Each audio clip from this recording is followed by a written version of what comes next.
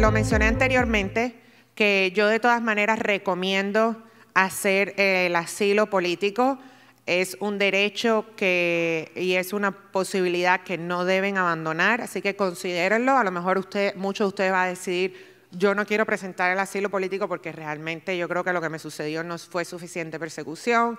Y si esa es la decisión de ustedes, pues yo la respeto, pero mi consejo como abogada es que presenten el asilo político, aunque decidan presentar la residencia y hacer la demanda colectiva, por si las cosas no salen bien, pues por lo menos tienen la protección también o la posibilidad de proceder con su asilo.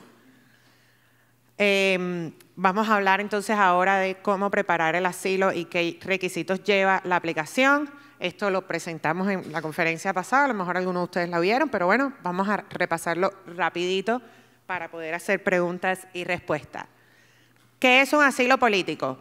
El asilo es una protección a las personas que ya están en Estados Unidos y demuestran que han sido perseguidos o temen ser perseguidos en el futuro por su raza, su religión, su opinión política, su nacionalidad y su grupo social en particular.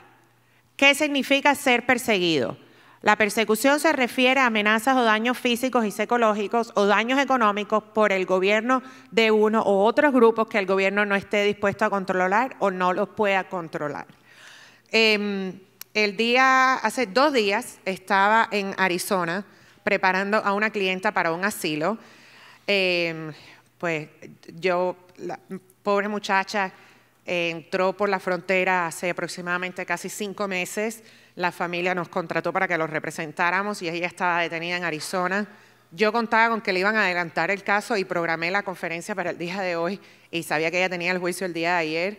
Y bueno, en fin, no me adelantaron el caso y tuve que ir junto con un abogado de nuestra firma a prepararla. Y cuando la estaba preparando, pues tocamos estos temas del asilo. Y una de las cosas que yo le dije a ella fue, mira, tú no tienes que, cuando estás haciendo tu declaración, el juez no quiere ver que tú digas, yo fui perseguido, yo fui perseguido, yo fui perseguido. El término persecución es una conclusión legal. Lo que ellos quieren ver es, yo fui abusado, yo fui discriminado, yo fui amenazado, yo fui golpeado, o cualquier tipo de cosas que te hayan hecho. Porque si tú le dices al juez de inmigración, yo fui perseguido, ellos te van a mirar así como que, para mí no has sido perseguido. ¿Por qué es que tú has sido perseguido? ¿Qué fue lo que te hicieron? Entonces, muchas personas, cuando yo los estoy preparando la aplicación de asilo, nos escriben en la declaración, yo fui perseguido en Cuba por el jefe de sector y nosotros como que, mira, no, tú no fuiste, ¿qué fue lo que te hizo el jefe de sector? ¿Te amenazó? ¿Te discriminó? ¿Te habló mal en contra tuya? ¿Te abusaron? ¿Te llevaron preso? ¿Te llevaron detenido? ¿Te pusieron una sentencia política? O sea, ¿qué fue lo que te hicieron? El término de persecución no significa nada, ni para los... Sí significa para nosotros cuando toman la conclusión de que sí hubo una persecución, pero no significa nada en una declaración y no significa nada al momento de llenar su aplicación de asilo. Así que tomen eso en cuenta. Y el abogado no está aquí el día de hoy, pero sí quiero compartir con ustedes que ganamos el asilo y estamos bien contentos porque la muchacha es cubana, era bastante jovencita y realmente tuvo bastante valentía, se presentó sola, cayó en un centro de detención de estos de los que no te dan parol y estamos muy contentos por ella, que a pesar de que tuvo que esperar los 5 meses, pues ayer le ganó su asilo y el gobierno estuvo de acuerdo en no apelar, así que probablemente ya el lunes esté reunida con su familia y estamos pues aliviados y feliz por ella y nada, ahora empieza su vida aquí, le deseamos lo mejor. Seguimos. ¿Cómo preparar la aplicación de asilo? Este es el formulario I-589. Esta cajita que ustedes ven aquí arriba es una cajita bien importante porque el asilo son 2 aplicaciones en una. Es la aplicación de asilo y es la aplicación en protección en contra de la tortura. Si tú quieres que un juez considere que tú vas a ser probablemente torturado si tú regresas a tu país, y torturado significa a un nivel de privación de libertad o de abuso severo, a pesar de que no exista una base política, si tú demuestras que tú vas a ser torturado en tu país por cualquier otra razón, te pueden dar protección en contra de la tortura. Así que a mí me gusta mucho, yo por cuidado siempre marco esa cajita, porque es bien importante. No se preocupe si la dejaron en blanco, muchas veces en la corte final el juez pregunta si lo quieren considerar también. Van a preguntar su fecha de nacimiento, nacionalidad, raza, religión. Si tienen varias nacionalidades, ahí lo tienen que declarar. Si la persona tiene 2 nacionalidades, no clasifica para asilo, al menos que pueda demostrar que ha sido perseguido político en los 2 países. Es decir, si tú eres nacional, o sea, recibiste alguna nacionalidad en República Dominicana y también en Cuba, si tú para poder hacer el asilo tienes que demostrar que has sido perseguido político en ambos lugares. Incluso si tuvieron una residencia permanente en un tercer país, esto también los puede descalificar para el asilo. Así que tómenlo en cuenta, lo vamos a hablar un poquitico más adelante. Aquí le pregunta la información de su esposa, si la va a incluir en los asilos, o esposo, si lo va a incluir en el asilo. La información de sus hijos, no importa dónde estén y si están incluidos en la aplicación. Aquí la información del background, las direcciones, las escuelas, el historial de empleo y los familiares. La madre, los padres y los hermanos, no importa dónde estén, aquí lo van a querer ver. La parte B. La pregunta 1A y 1B son las preguntas más importantes del asilo. Ahí es donde se pregunta toda la historia. Esta cajita realmente nunca es suficiente para contar toda la historia. ¿Qué pueden hacer? Pueden usar una página que está atrás en la aplicación de asilo para continuar la historia, o 2, llenar esta parte brevemente y decir, vean declaración jurada, y en la declaración jurada explicar todo esto.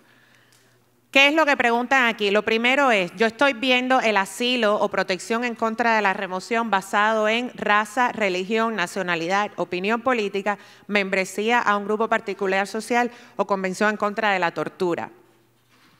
Yo siempre pongo, casi siempre estas son las 3 que se marcan. Es raro hoy en día ver uno de estos casos. No es que no sucedan, pero por lo menos en los países que más clientes tengo, es raro ver a una persona por su raza o su religión. Pero está ahí. Si es de un país que la persona ha sido perseguido político por su religión, pues también se puede escribir. Y esta es la pregunta más importante. ¿Alguna vez tú has sufrido daños o maltratos o amenazas en el pasado por alguna persona? ¿Sí? ¿Y qué fue lo que pasó? ¿Qué tipo de daños, amenazas o maltratos recibió? ¿Quién le hizo esas amenazas o maltratos o le causó esos daños? ¿Y por qué cree que esto sucedió? Ahí es donde está realmente la narrativa. Es ahí donde tú tienes que contar todo lo que te pasó y por qué es que tú sales huyendo de donde tú saliste. Esta es la pregunta para mí más importante. Si todo lo que te pasó a ti fue en el pasado, pues ahí tú le explicas todo. A mí me gusta hacer la explicación de forma cronológica. Es decir, dar una respuesta en general. Yo fui perseguido, yo fui amenazado, lastimado, o lo que haya sido por tal persona que tiene tal posición política, si tenía una posición política en repetidas ocasiones, o por los últimos 2 años, o por los últimos 3 años, el tiempo que haya sido. Y después de eso se dan todos los detalles. La primera vez, cómo empezaron los problemas, por quién empezaron los problemas, qué sucedió después, cuántas veces la persona fue detenida, cuántas veces la persona fue amenazada, cuántas veces la persona la llevaron a la policía o le entraron a la casa sin tener razón, o recibió amenazas en el trabajo, o recibió amenazas de parte del jefe del sector y todas esas cosas.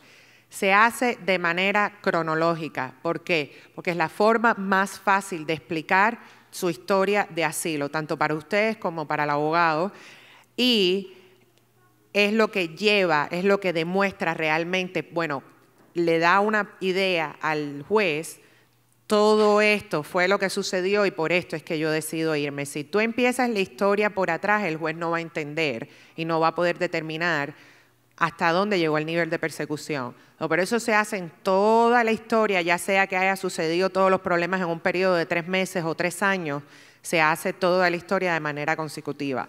Los detalles son importantes y mucho ojo con las inconsistencias, porque ahí es donde puede entrar la mayor cantidad de problemas con inmigración. Si va a existir algún problema en el caso, muchas personas me dicen, yo no puedo hacer el asilo porque yo no tengo prueba. No tener prueba en el asilo no es una razón para que te nieguen un asilo político.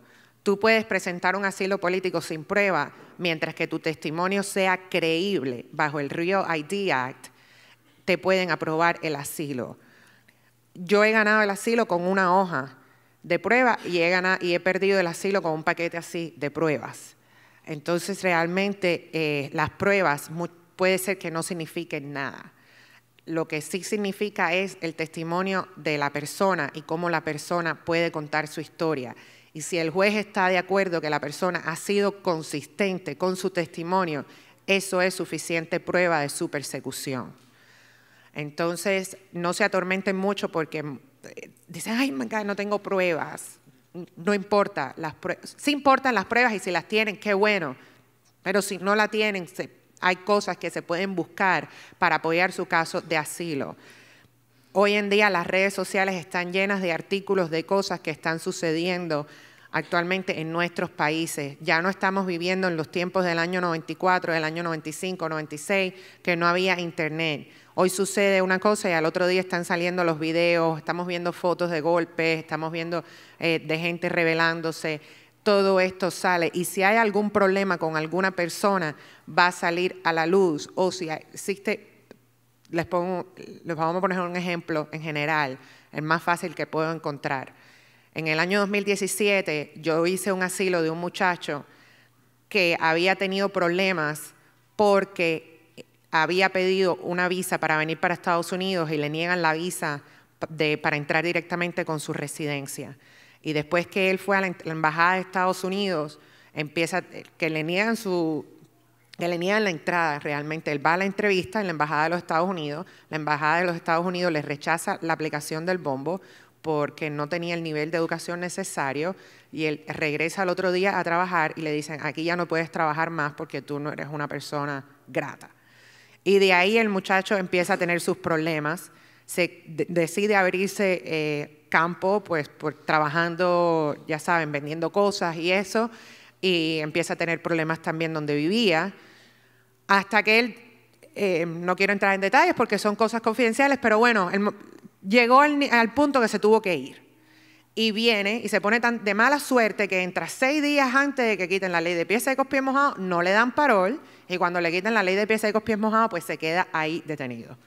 Entonces, cuando nosotros vamos al juicio, lo único que teníamos prueba es la carta de negación de la visa, del bombo que se había ganado, de la lotería de visa que se había ganado, y en el reporte de Human Rights Report, yo presenté un montón de artículos en ese caso hablando de los derechos de empleo y cómo las personas que habían tratado de aplicar para una visa para venir a Estados Unidos a veces eran discriminados en el centro laboral, y a veces eran despedidos del centro laboral, etcétera, etcétera. Pero en ese año, en el reporte anual, decía específicamente en un párrafo que personas que habían pedido visa para Estados Unidos eran despedidos del trabajo y muchas veces le negaban, le negaban empleo porque eran mal vistos. Algo así decía. Y yo se lo digo a la jueza cuando estábamos cerrando el caso, le digo a la jueza, aquí esta es la mejor evidencia de que él sí tiene un problema de persecución. Estos hechos suceden en Cuba. La jueza abre la página, lee la línea, me dice, ¿sabes qué? Estoy de acuerdo contigo. Ella como que lo estaba pensando y después me dice, no, voy a aprobar el asilo y lo aprueba ahí mismo en el spot. Y esto le puede servir de ejemplo que es probablemente uno de los casos donde yo tenía menos prueba, donde él no tenía prueba porque él no venía preparado para eso. Él se presentó en la frontera un 6 de enero y él contaba con que le iban a dar su parol.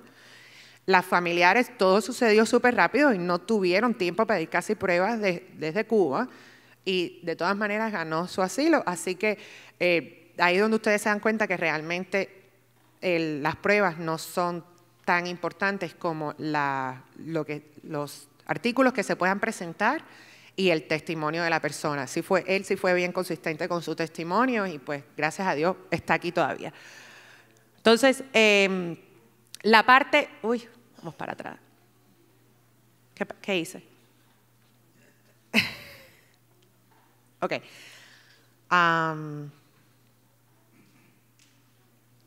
Ahí está. Ok. En la pregunta 1B. Muchos me cuentan toda la historia y se me olvidan de explicar cómo ellos temen qué les va a suceder si regresan. Esta pregunta también es muy importante porque a lo mejor a ti no te pasó mucho en el pasado, pero si tú puedes demostrar que si tú regresas a tu país, tú vas a ser perseguido, amenazado o discriminado, maltratado por las razones antes mencionadas, tú puedes ganar el asilo. Así que no dejen de responder esta pregunta y responder con detalles de todo lo que ustedes temen. Si llegaron aquí y después que ustedes llegaron aquí fueron a amenazar a sus familiares o le decomisaron alguna propiedad, o sea, una casa, un carro, a ustedes o a sus familiares o algo así, pues menciónenlo en esta parte de la aplicación porque también es bien importante. Y no dejen de mencionar, decir, bueno, yo temo regresar por esto y por esto y por esto y por esto y me puede suceder esto y esto y esto y esto si yo regreso. Usen detalles.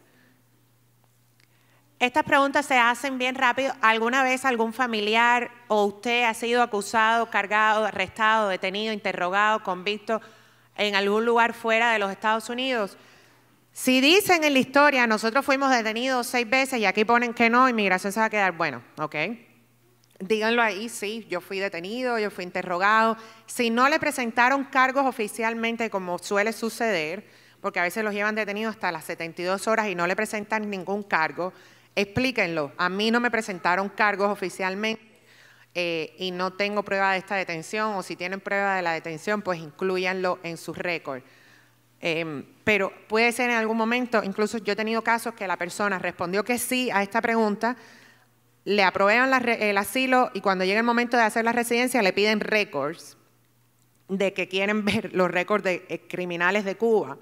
Entonces, la discusión con inmigración constante de que si esta persona está pidiendo un asilo político y te está diciendo en la aplicación de asilo político que fueron un arresto arbitrario y no tienen ningún tipo de récord, ¿cómo ustedes ahora le están pidiendo récord? Así que aclárenlo desde la aplicación de asilo, si tienen los récords o no de la detención y si le presentaron cargos o no de la detención, para cuando vayan a hacer su residencia, si esto sale a la luz, no tengan ningún tipo de problema. Si alguna vez ustedes o sus familiares han sido asociados a algún grupo, alguna guerrilla, algún grupo paramilitar, alguna organización, un grupo de derechos humanos, algún grupo étnico, si han sido miembros de la prensa, de la media, y si alguno de ustedes o sus familiares siguen participando en estos grupos. Hay personas que sí han participado en grupos democráticos en Cuba o algún tipo de grupo religioso. Ahí es donde lo tienen que poner y ahí lo tienen que explicar, ¿ok? Si usted tiene miedo de ser torturado en su país, si es que usted es regresado. La respuesta es sí. Si tú respondiste a la pregunta 1A y 1B sí, a esta pregunta normalmente vas a tener que responder también que sí y explicar por qué es que tú tienes miedo de ser torturado. Torturado significa de que tú temes que tu libertad y tus derechos sean restringidos a un nivel absoluto. Es decir, si ustedes tienen miedo de que los van a regresar y van a ser llevados presos por la razón que sea, explíquenlo ahí y aclaren las razones por las cuales ustedes temen. La parte C. Aquí son las preguntas que las preguntas por las cuales le pueden invalidar el asilo. Si alguna vez usted o alguna persona, bueno, esto más bien apoya el asilo, han pedido estatus de refugiado, asilo o withholding. Si usted, su esposo o algún familiar ha pedido asilo, aquí lo tienen que explicar. Incluso si hicieron un proceso de refugio, fueron a la Embajada de La Habana en algún momento y presentaron la solicitud de refugio, lo tienen que explicar aquí en esta parte de la aplicación. Si después de irte a tu país atravesaste por algún país y si tienes algún tipo de residencia. Esta pregunta es bien importante porque si tú tuviste residencia permanente en algún otro país, eso te puede descalificar para el asilo. Y esto es algo que está en debate porque la pregunta de que, bueno, ¿cómo tú estableces, si a ti te dieron una residencia para entrar en México, supongamos, y tú estuviste en México 10 días y luego te presentaste en la frontera, sí se puede hacer un argumento de que tú no tienes los lazos suficientes y tú no estableciste los lazos suficientes para quedarte en México, que el propósito de recibir esa residencia fue solo para poder hacer tu travesía. Esto es un argumento legal que se tiene que hacer. Yo tengo un caso actualmente pendiente en apelación exactamente con este tema, un muchacho que le dieron una residencia temporal y casi no estuvo en ese tercer país, inmigración me le aprobó la protección en contra de la tortura, o sea, lo dejaron quedarse aquí en Estados Unidos, pero me le niegan el asilo como tal, porque dicen que él había establecido residencia en un tercer país. Actualmente está en apelación, pero puede ser si lo ganamos, pues ya se queda como asilado y bravo por él, pero es algo que puede ser bien, depende del juez realmente y tienen que estar preparados para este tema. No quiere decir que no puedes hacer el asilo si tienes residencia en un tercer país, pero es muy probable que sea negado, sobre todo si viviste y trabajaste en ese tercer país. ¿Alguna vez tus hijos o tú han sido arrestados en Estados Unidos? No, disculpe, ¿alguna vez tus hijos o tú has sido ordenado, incitado, asistido o cooperado para la persecución de alguna persona por su religión, raza, membresía en un grupo particular social o su opinión política? Si en algún momento usted fue miembro de un grupo, supongamos, trabajaste en la FARC en Cuba y eras una persona que le limitaba los derechos de la religión o sus derechos básicos a otros, aquí es donde lo tienes que explicar. Si esta pregunta llegara a ser que sí y tú ya te desvinculaste y a lo mejor a base de tu desvínculo con ese grupo fue que empezaste a tener problemas con políticos, con el gobierno, entonces pues ahí también lo tienes que explicar. Si la respuesta es sí, también puede ser razones para negarte el asilo. Y seguimos. ¿Alguna vez, después que te fuiste de tu país, has regresado? Esa casi siempre es no, porque si tú viniste para acá y estás pidiendo el asilo y estás aquí esperando que te llegue tu fecha de corte, pues no puedes haber regresado. Pero muchas veces sale a la luz cuando vamos a la entrevista o vamos a la corte que la persona estuvo aquí 3 o 4 veces con una visa de turista y después fue que vino y presentó el asilo y entonces ellos van a querer ver, bueno, qué sucedió entre la primera vez que tú vienes a Estados Unidos con una visa de turista y la última vez que tú vienes a Estados Unidos con una visa de turista, ¿por qué no pediste el asilo antes?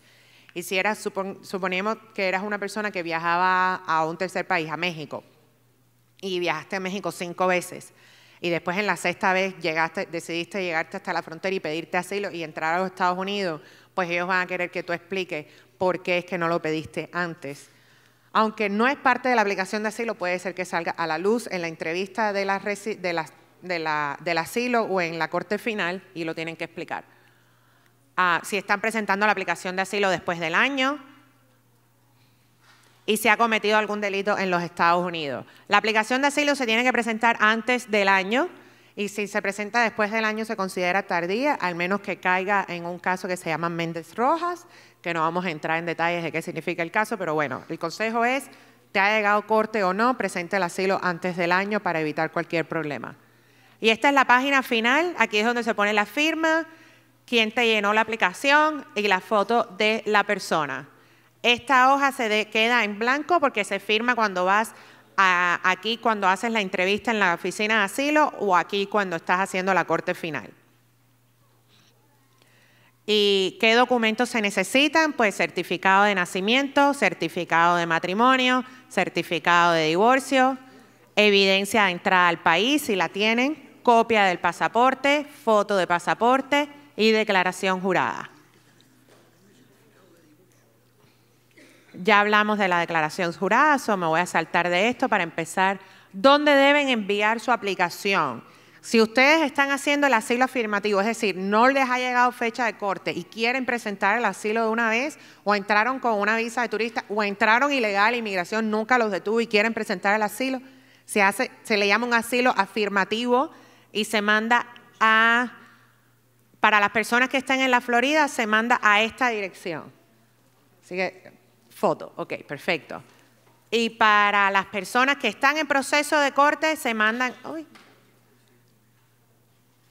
Para las personas que están en proceso de corte, se manda al Texas Service Center. Las instrucciones se las pueden dar en la corte. Yo pensé que había puesto la dirección aquí, pero bueno, aquí no está. Y cerramos. Esta es mi información. Y gracias a todos ustedes por estar aquí.